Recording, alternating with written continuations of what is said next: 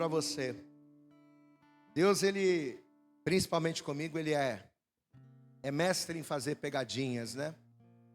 E eu vou te explicar por que da pegadinha. Porque nós já estávamos, e como sempre, nós já temos sempre a palavra, a gente sempre prepara as mensagens com muita antecedência. Eu já estava com a palavra de hoje pronta. E aí de ontem para hoje, quando fui dormir, o Espírito Santo falou: você vai pregar aquilo que você preparou? Não, você vai pregar isso aqui. E quando eu fui ver, era a mesma palavra que eu preguei na quinta-feira. Glória a Deus, queridos. Nós pregamos na quinta-feira acerca das distrações. Inclusive, nós estamos às quintas-feiras, né, naquele propósito, liberta-me de mim, é o tema do nosso jejum no mês de novembro. E nós estamos toda quinta-feira trazendo uma ministração. E nessa quinta-feira nós trouxemos essa ministração acerca das distrações, mas o Espírito Santo falou tanto. Eu já com a palavra preparada, ele falou: não, mas você vai pregar de novo. E eu não costumo muito fazer isso, né? Eu até prego mensagens que eu já preguei, mas depois de muito tempo. Mas hoje, curiosamente, o Espírito Santo nos tocou para a gente estar trazendo novamente essa mensagem. Eu não questiono, sabe por quê? Porque não se trata de quem vai falar, mas se trata daquela pessoa que vai ouvir. Glória a Deus, amados. Talvez você está aqui hoje, você precise ouvir, se você ouviu na quinta-feira. Ou se você não esteve aqui na quinta-feira, talvez você precise ouvir hoje aquilo que o Espírito Santo trouxe para nós. Quem crê que o Senhor vai falar com você e diga glória a Deus? Na verdade já está falando, né? Só através da adoração, só através dos louvores, o Senhor já está ministrando no nosso coração. Então vamos lá, Êxodo capítulo 3. Obedeçamos, né? Diga assim comigo: manda. Está fraco, vai. Fala assim: manda quem pode. Obedece quem tem juízo. Como eu tenho juízo, então, eis-nos aqui.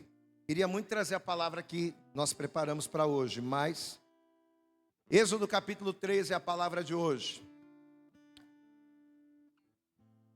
Quero pedir a você, por favor, procure não se movimentar pela igreja, procure a partir de agora não se distrair.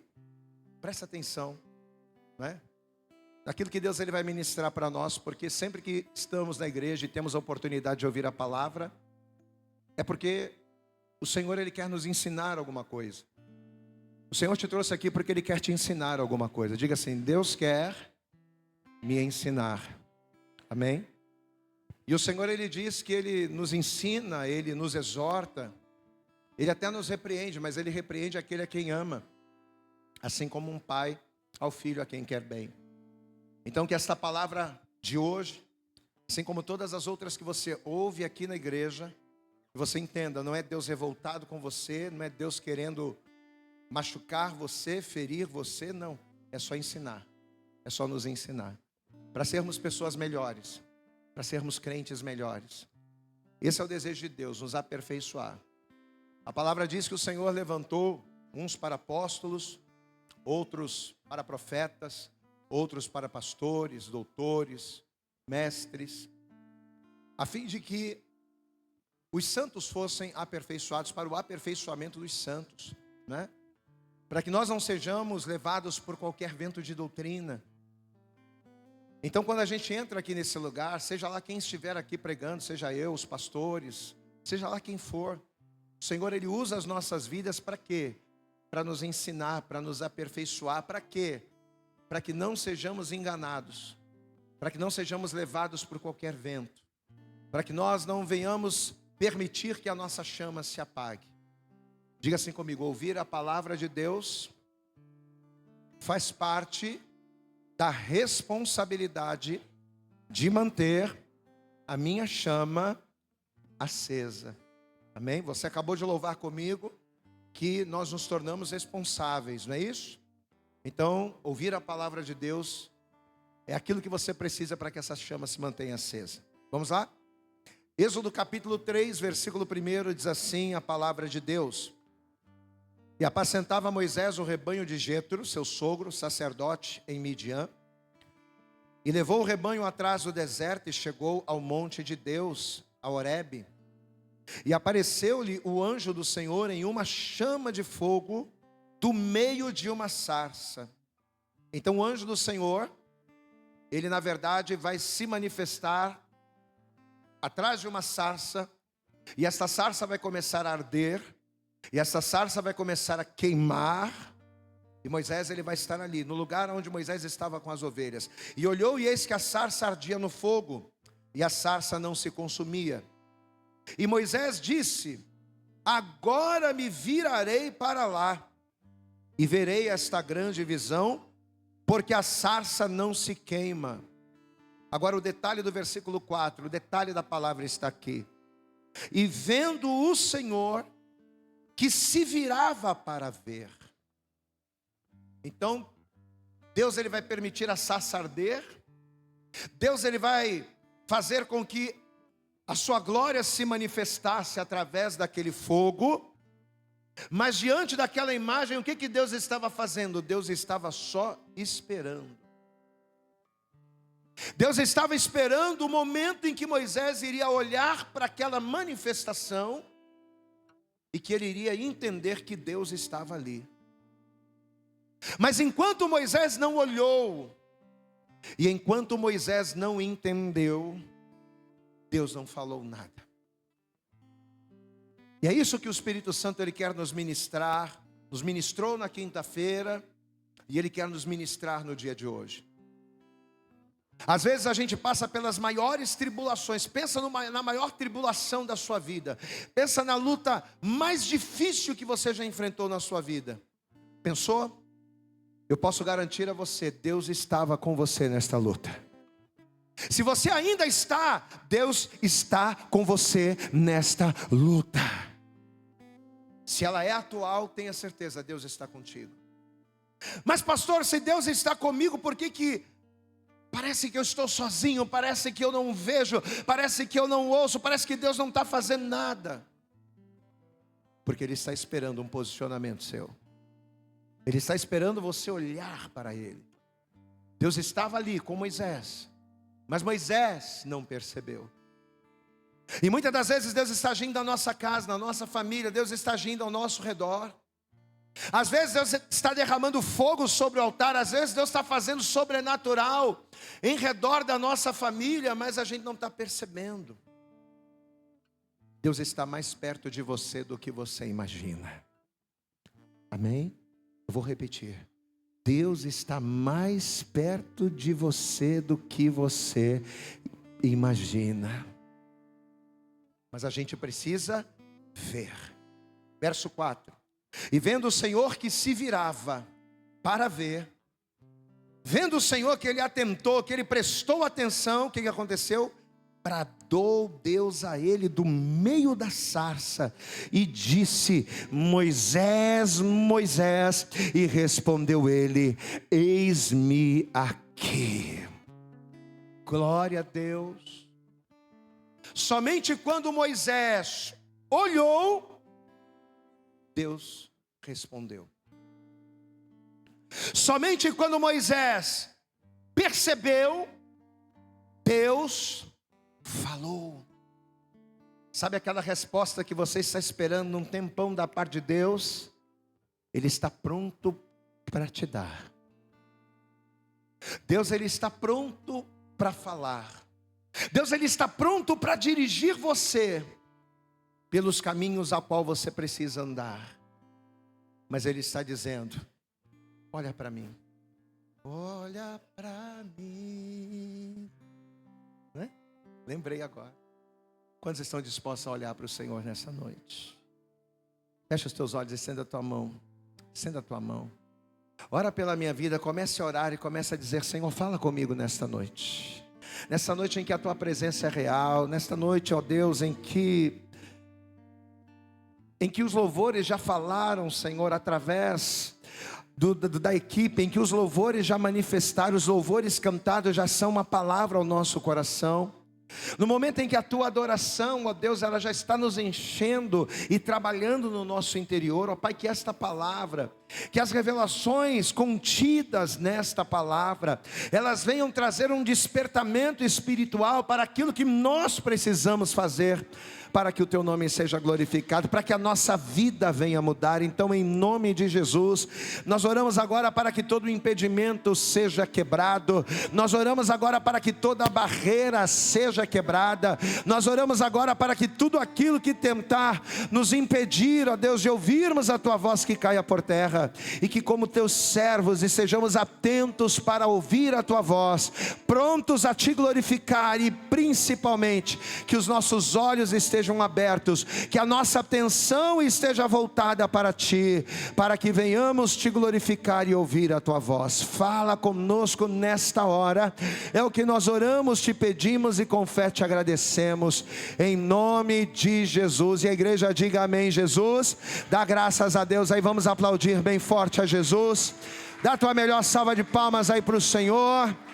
Aleluias. Sente-se no teu lugar.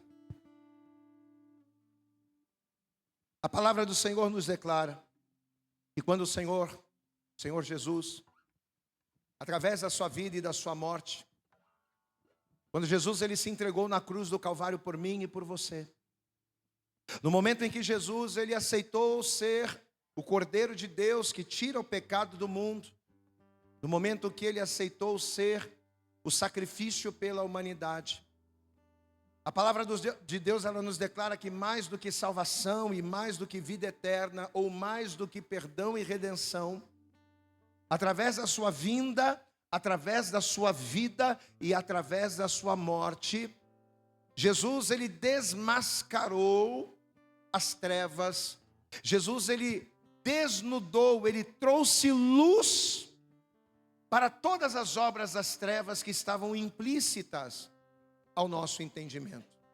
Em outras palavras, a vinda de Jesus a esta terra fez com que as obras de Satanás, a forma com que Satanás age e opera nas nossas vidas fosse completamente revelada. E ele fez isso não apenas revelando-nos quem era Satanás, como ele desnudou todas as estratégias do inferno, todas as intenções do maligno. Através da vinda de Jesus, através do Evangelho, nós tivemos a oportunidade de conhecer o mundo espiritual, o mundo invisível aos nossos olhos, aquilo que está por detrás de todos os sentimentos, de todas as atitudes humanas.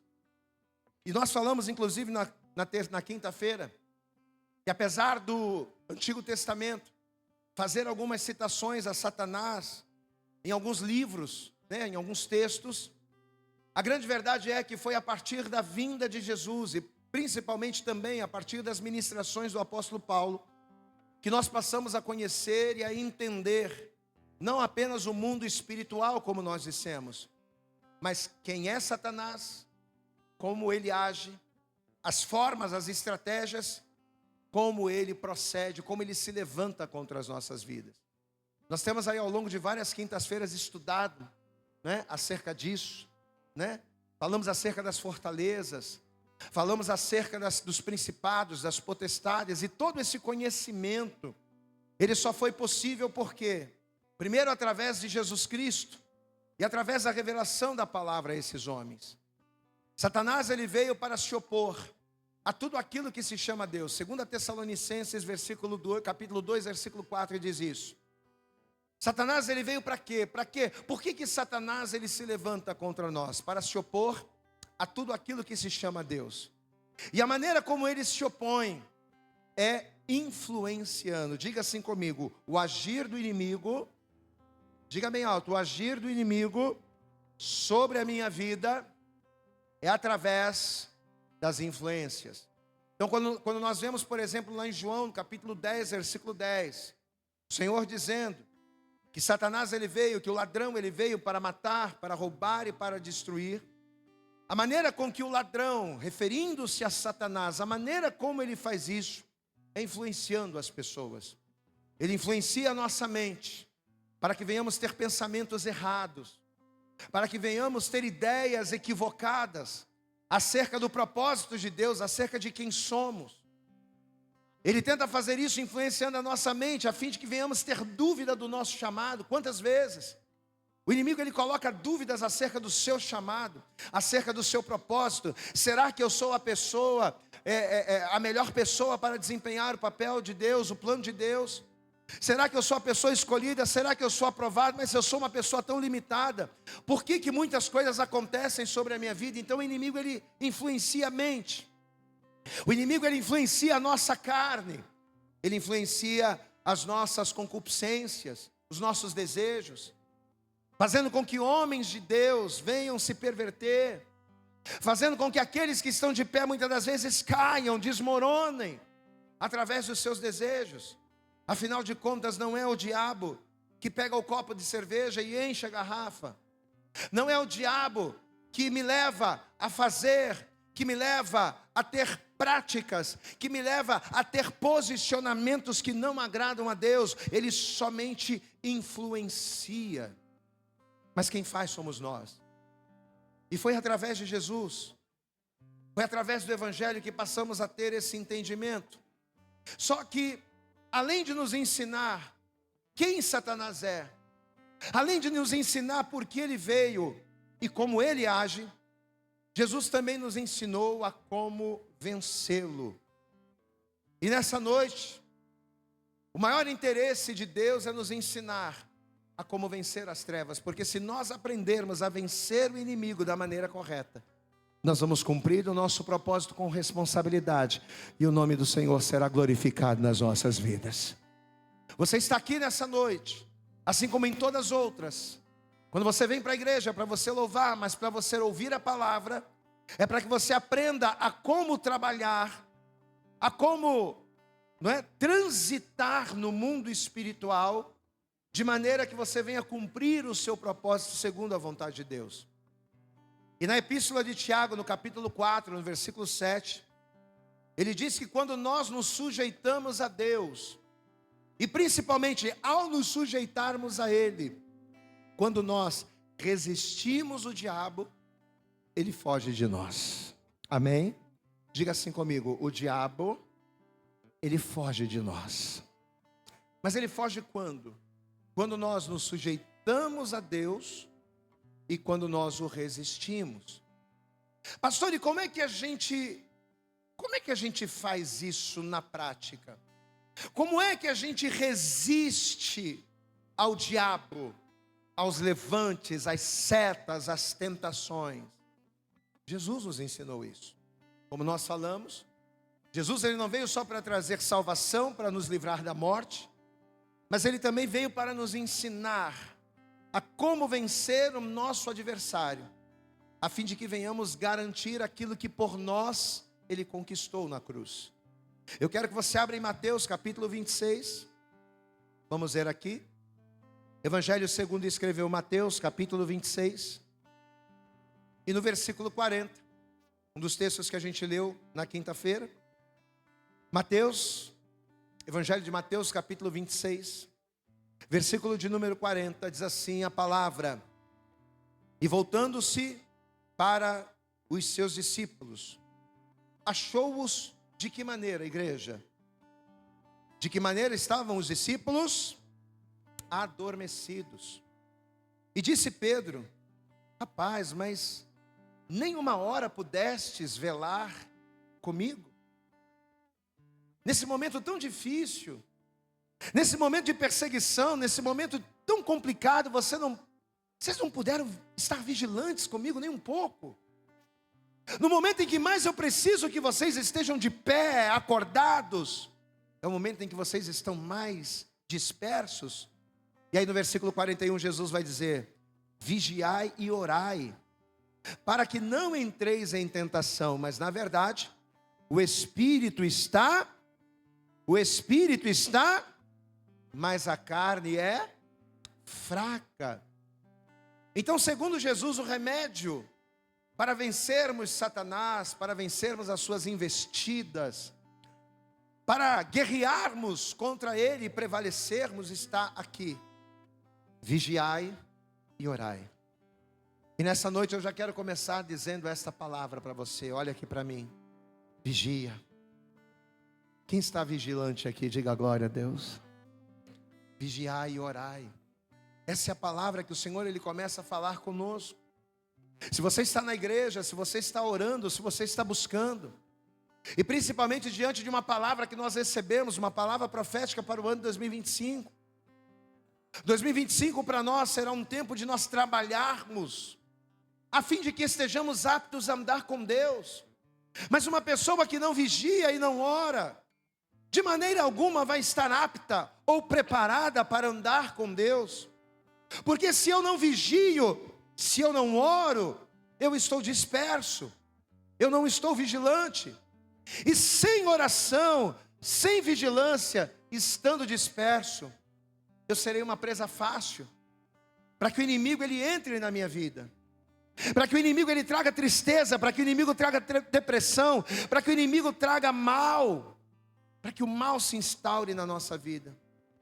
No momento em que Jesus mais precisava que os seus discípulos estivessem ligados, vigilantes.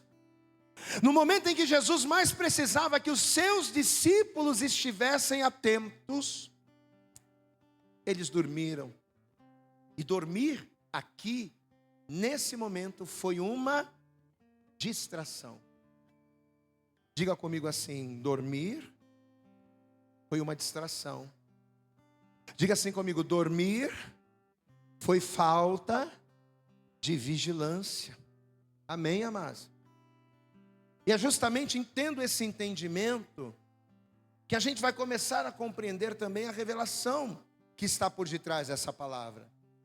Porque mais do que matar, mais do que roubar, mais do que destruir, aquela pessoa que está lá na beira da estrada, aquela pessoa que está lá no botequim, mais do que matar, roubar e destruir, aquela pessoa que está no prostíbulo, aquela pessoa que está na boca de fumo, mais do que matar, roubar e destruir, aquela pessoa que está com a sua vida toda torta. Meu querido, Satanás quer matar, roubar e destruir quem tem chamado. Amém? Ele está interessado naquela pessoa que está lá no vício? Até está, mas aquela pessoa já é dele. Ele está interessado naquela pessoa que está lá no boteco, naquela pessoa que está lá na boca de fumo? Ele está interessado nela? Claro que ele está, mas aquela pessoa já é dele. Mas a sede de Satanás é por mim, a sede de Satanás é por você.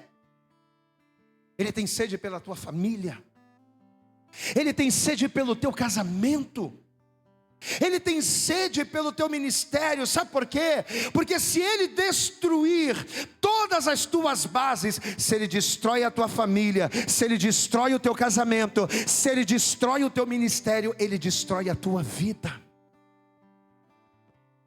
Então, mais do que matar, roubar e destruir o ímpio, Satanás quer matar e destruir e roubar o crente, aquele que vigia.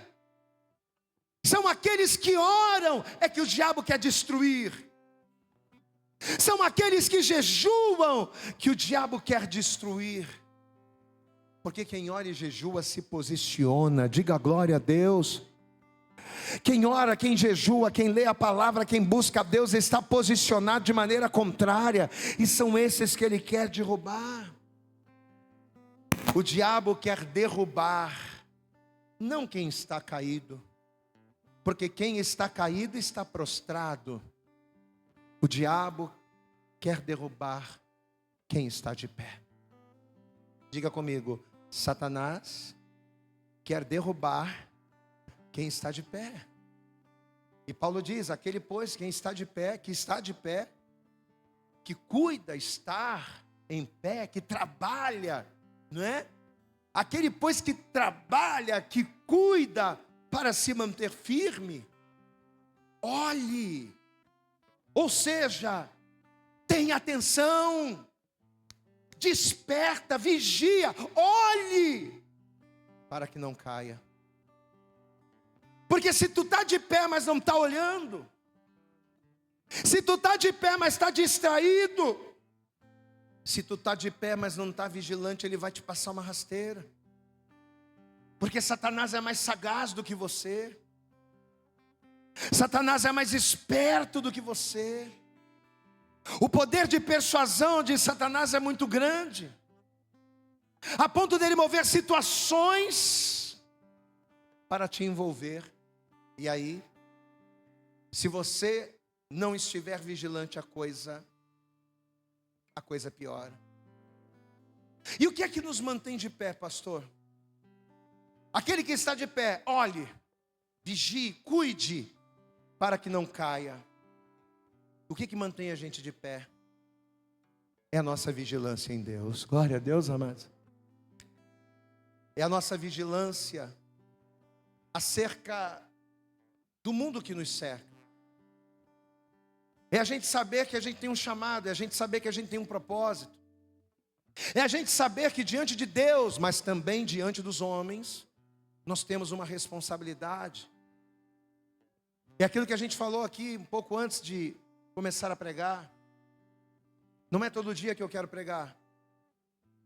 Não é todo dia que eu quero orar. Não é todo dia que eu quero ler a palavra. Tem dia que eu quero passar o dia todo só jogando. Eu gosto de jogar lá meu videogame. Tem dia que eu queria passar o dia todo só de bobeira. Tem dias que chega a hora de orar, é complicado para orar. E às vezes eu forço, eu falo, não, mas eu não posso, eu vou lá. E quando eu chego no meu quarto para orar, só desce lágrima. E às vezes quase não sai palavra. Mas eu fico ali 30, 40 minutos sem falar nada, só dizendo misericórdia, Senhor, misericórdia, Senhor, misericórdia, Senhor. Mas eu esmurro a minha carne, mas quem prevalece é o Espírito de Deus na minha vida. Porque eu sei que eu tenho uma responsabilidade. E não é só responsabilidade com a igreja, não. Você sabe o que eu oro todo dia? Vou abrir uma particularidade minha para você. Eu falo isso com Deus. Tem algumas frases em oração que eu falo com Deus todos os dias. Vou te contar uma delas. Uma coisa que eu oro todos os dias. Eu repito isso todos os dias.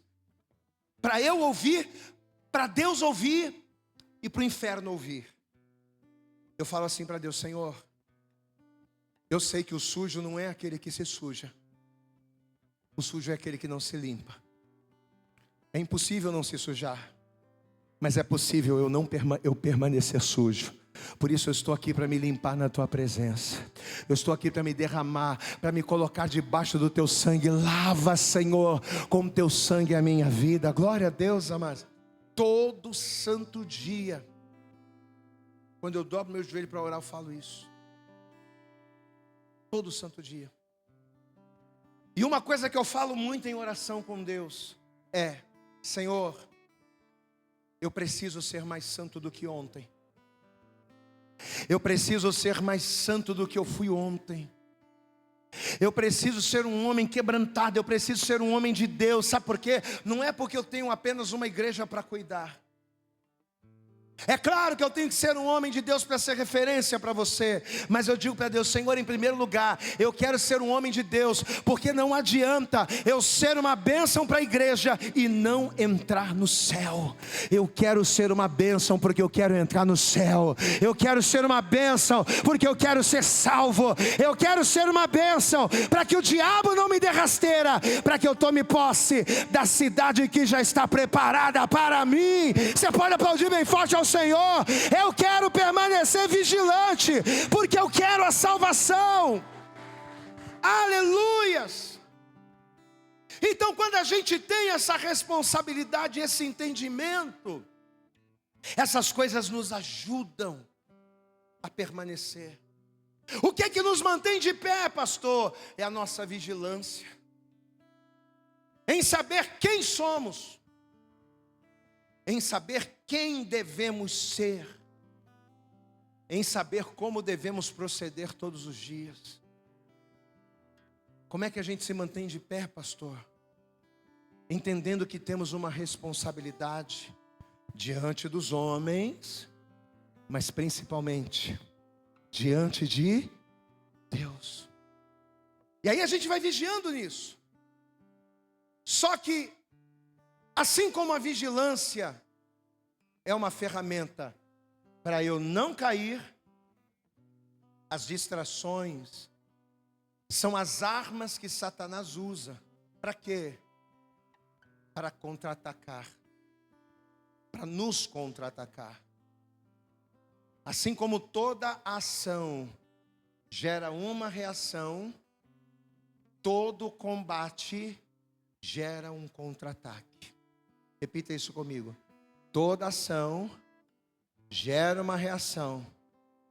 E todo combate gera um contra-ataque. De que forma o diabo contra-ataca a nossa vigilância? Com as distrações. Ah, ele está vigiando? Então vamos colocar uma distração aqui. Vamos colocar uma situação aqui para prender a atenção dele. Vamos colocar uma situação aqui para roubar a atenção dele para essa situação. E aí ele vai tirar um pouco do foco daquilo que importa. Qual é o foco dele? Ah, o foco dele é Jesus andando lá. Então vamos colocar um vento aqui. Vamos colocar o mar aqui, porque quando ele começar a olhar para o vento e para o mar, em vez de focar em Jesus, ele vai focar nas ondas. Qual é o foco dele? O foco dele está sendo o quê? Está sendo andar sobre as águas pela palavra de Jesus? Então vamos colocar uma coisa aqui para distrair ele. Porque quando ele se distrair, ele vai tirar o foco de Jesus. Ele vai começar a olhar para a distração e aí ele vai afundar. Essa palavra é mais que batida. Mas de tempos em tempos a gente precisa falar isso. O vento e o mar bravio diante de Pedro nada mais foi do que uma distração para que ele tirasse o foco de Jesus e olhasse para as ondas. E nessa noite o Senhor, através dessa palavra, está dizendo para mim e para você: o que é que tem tirado o teu foco de Jesus? O que é que tem roubado a tua atenção de Jesus? O que é que tem roubado o teu foco de Cristo? Porque vamos ser sinceros, amados, quantas e quantas das vezes a gente está vindo para a igreja no automático? Quantas e quantas das vezes a gente está fazendo a obra, a gente está vindo para bater o cartão. Ah, hoje é domingo, eu tenho que ir lá. Hoje é quinta-feira, eu tenho que ir lá. Ah, terça-feira tem a rede, eu tenho que ir lá. Domingo de manhã tem um discipulado, eu tenho que ir lá. Mas e aí? E aí? Só que a pessoa está aqui, mas o foco dela está naquilo que está distraindo. E quando eu falo de distração, nós falamos isso na quinta-feira, e eu falo isso novamente. Quando eu falo de distrações, eu não estou falando de futilidades. Quando eu falo de distração, não é estar distraído por causa do jogo do Flamengo que está na hora do culto, ou por causa da praia que você quer ir, ou por causa do passeio que você quer fazer, não. O diabo, ele mudou as estratégias. Antigamente ele tirava o crente do culto por causa de um jogo. Hoje em dia não. Hoje em dia o crente vem para o culto, o crente vem para a igreja, o crente senta no banco, mas só está o corpo dele ali. Por quê? Porque a mente dele já foi levada, está distraída com a conta que tem que pagar, com o problema que tem que resolver, com a luta que está enfrentando. Meu querido, nesta noite, Deus está dizendo: olha aqui para mim, Pedro. Pedro, não olha para o vento, não olha para a água, não olha para as palavras, não olha para a tempestade, olha para mim, porque é olhando para mim que você vai ser salvo. Aplauda bem forte ao Senhor. É olhando para mim, ó. Foca aqui, ó. Foca aqui. Diga glória a Deus. É olhando para mim. Olhar para o vento vai fazer o vento parar? Não. Olhar para o mar vai fazer o mar acalmar? Não. Bater boca, discutir, reclamar, quebrar o pau, ficar desesperado, taquicardia, vai resolver? Não. Então deixa o vento para lá. Deixa a água para cá. Faz a tua parte. A tua parte é focar em mim. Faz a tua parte, que é focar em mim. E eu faço a minha, que é acalmar o vento, que é acalmar o mar e fazer você andar sobre as águas. Aplauda bem forte ao Senhor. Faz a tua parte, que eu faço o milagre. Aleluias. faz a tua parte. Vira para esse irmão que está do teu lado e diga para ele: faz a tua parte com Deus. Fala para o outro: faz a tua parte com Deus. O problema é que as distrações estão nos impedindo de fazer com excelência a nossa parte com Deus. As distrações estão roubando de nós a excelência, o foco. E quando isso acontece, temos a impressão, temos a sensação de que estamos sozinhos. Por quê? Porque se o foco foi roubado, quando a gente está fora do foco, a gente não ouve. Deus fala e a gente não ouve. Quando a gente está fora do foco, Deus se manifesta e a gente não está vendo. Houve um tempo em que o diabo, para destruir o homem, ele o destruía com futilidades, mas hoje não. Hoje ele vem com problemas. Hoje ele vem com situações adversas. Mas nessa noite o Senhor está dizendo: abre a tua boca e me glorifica. Se o dia está ruim, abre a tua boca e me glorifica. Se o dia está bom, abre a tua boca e me glorifica. Se Deus fizer, Ele é Deus. Se Ele não fizer, Ele também é Deus. Não importa o que vier. Venha o que vier, aconteça o que acontecer. Levanta a tua mão e glorifique e foca, porque a vitória é certa. Amém, amados?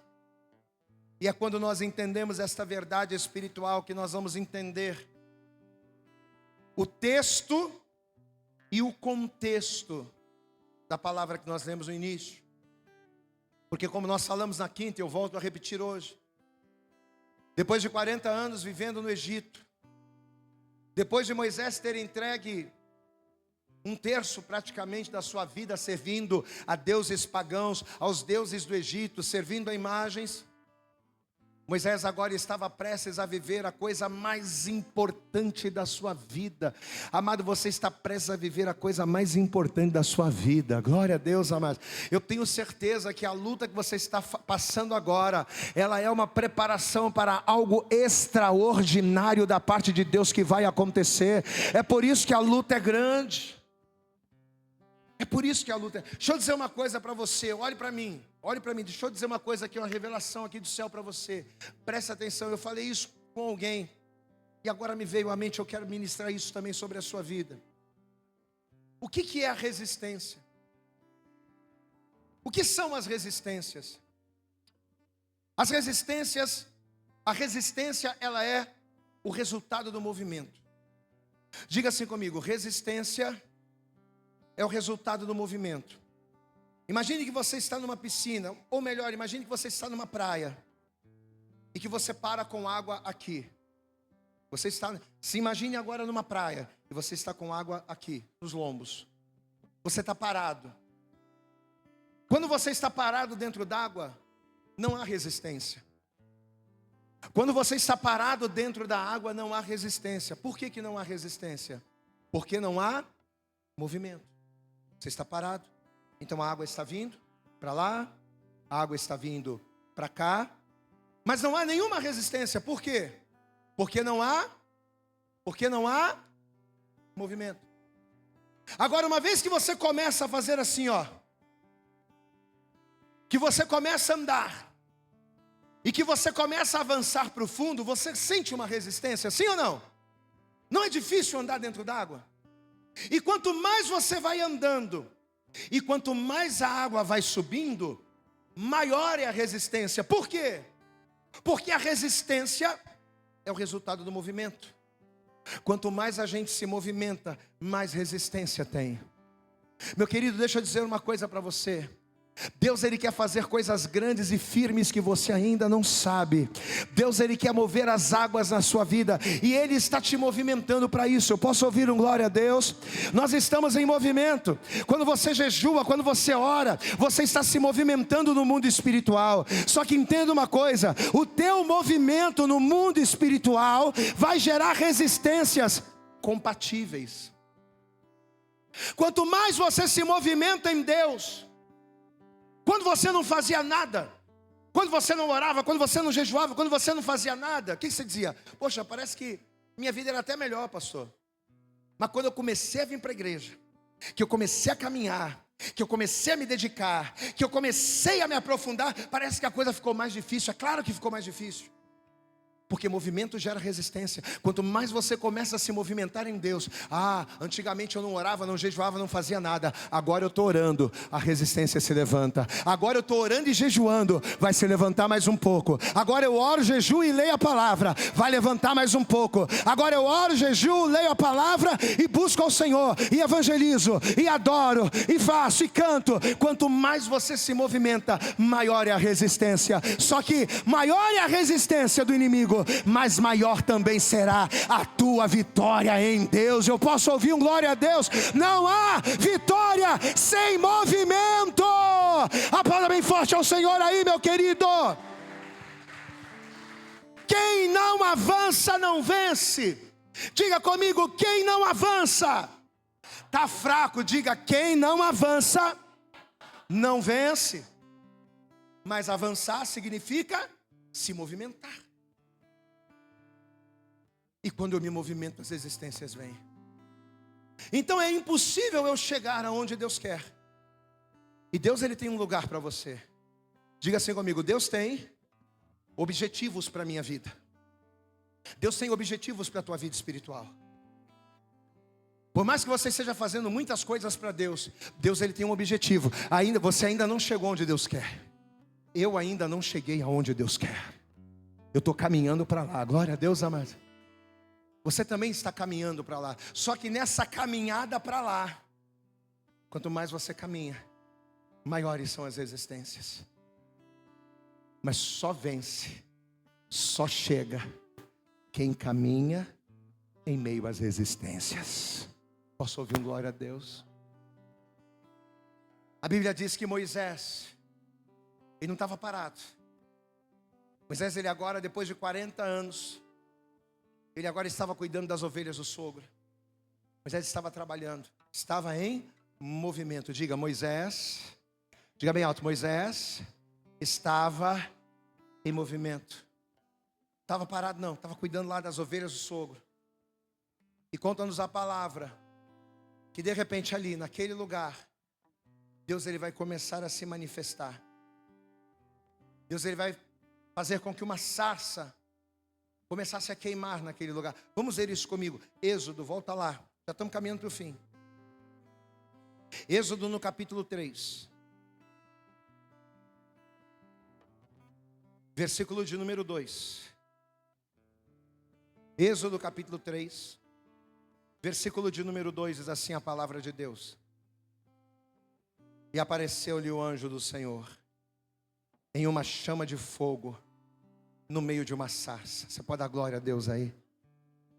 E olhou, e eis que a sarça ardia no fogo, e a sarça não se consumia. Moisés disse: agora me virarei para lá, e verei esta grande visão, porque a sarça não se queima. Amém? Nós falamos aqui na quinta-feira que a sarça arder no calor do deserto não era algo incomum. Porque o deserto é um lugar de altas temperaturas durante o dia. Então a coisa mais comum é a vegetação do deserto entrar em combustão devido à alta temperatura do lugar. Então quando a sarça começou a queimar, a princípio Moisés não ligou. Por quê? Porque sarça pegar fogo era algo normal. Mas o que é que vai chamar a atenção do Moisés? Não vai ser a sarça pegar fogo. O que vai chamar a atenção de Moisés é que a sarça vai ficar pegando fogo o dia inteiro. E vai cair à noite. E a sarça não parou de queimar. Pastor, como é que o senhor sabe que Moisés ficou até a noite? A Bíblia não diz. Mas Moisés estava cuidando dos rebanhos do seu sogro. E nós sabemos que o ofício do pastor era justamente esse. Ele pegava as ovelhas durante o dia, ele cuidava das ovelhas e somente ao fim da tarde, ao início da noite, ele retornava com as ovelhas. Todos os pastores de rebanho faziam isso. Então eu creio pelo conhecimento do ofício. E Moisés, ele se atentou para aquilo. Espera aí, essa sarça está pegando fogo, pegando fogo, pegando fogo, mas ela está ardendo e ela não para. Moisés vai começar a perceber que aquela sarça estava queimando o dia inteiro e mesmo à noite ela não se consumia. E vai ser isso que vai chamar a atenção dele. Aí diz a Bíblia aqui, versículo de número 2: E apareceu-lhe o anjo do Senhor em uma chama de fogo do meio de uma sarça. E olhou, e eis que a sarça ardia no fogo, e a sarça não se consumia. E Moisés disse: agora me virarei para lá, e verei esta grande visão, porque a sarça não se queima. Ou seja, espera aí, deixa eu dar uma olhada, deixa eu olhar isso aqui com mais carinho, deixa eu olhar isso aqui com mais atenção. Espera aí, tem alguma coisa estranha aqui. Deixa eu tirar o meu foco das ovelhas, daquilo que eu estou fazendo, e deixa eu voltar a minha atenção para essa sarça aqui. E somente quando Moisés fez isso, quando ele tirou a atenção de algo que era importante, e quando ele deu atenção para aquela visão, aí Deus bradou sobre a vida dele. Glória a Deus, amados.